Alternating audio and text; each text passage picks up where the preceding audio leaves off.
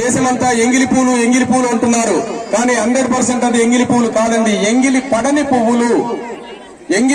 పువ్వులు తంగేడు పువ్వులు.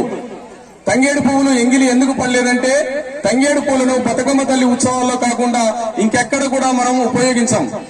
ఆడవాళ్ళు జడలో పెట్టుకోరు, మాలలల్లి మెడలో వేసుకోరు, ఉత్సవాలలో ఊరేగింపులలో ఎలాంటి పూజలలో కూడా తంగేడు పూలను వాడము. కనుక అవి ఎక్కడ కూడా ఎంగిడి పడలేదు. అలానే పువ్వులలో ప్రతి పువ్వును క్రిమికీటకాలు సైతం ఎంగిలి చేస్తాయి. మీకు అందరికీ తెలుసది. ఏ పువ్వునైనా తుమ్మెదలో తూనీగలో ఏవో ఒకటి వాలి అందులో ఉన్నటువంటి మకరందాన్ని తీసుకుంటాయి. మరి అప్పుడు ఎంగిలి పడ్డట్టు అవుతుంది కదా. అందుకని తంగేడు పువ్వును మనం ఎలా తీసుకొస్తాం? పువ్వు విచ్చుకోకముందే మొగ్గ దశలో ఉన్నప్పుడు, ముడుచుకొని ఉన్నప్పుడే తీసుకొస్తాం. పువ్వులను తెంపుకరాం, గుత్తులుగా విరుచుకొస్తాం. అప్పుడు ముడుచుకొని ఉన్నప్పుడు క్రిమికీటకాలు సైతం ఆ పువ్వును ఎంగిలి చేయలేదు. అంటే చూడండి ఎంత పవిత్రంగా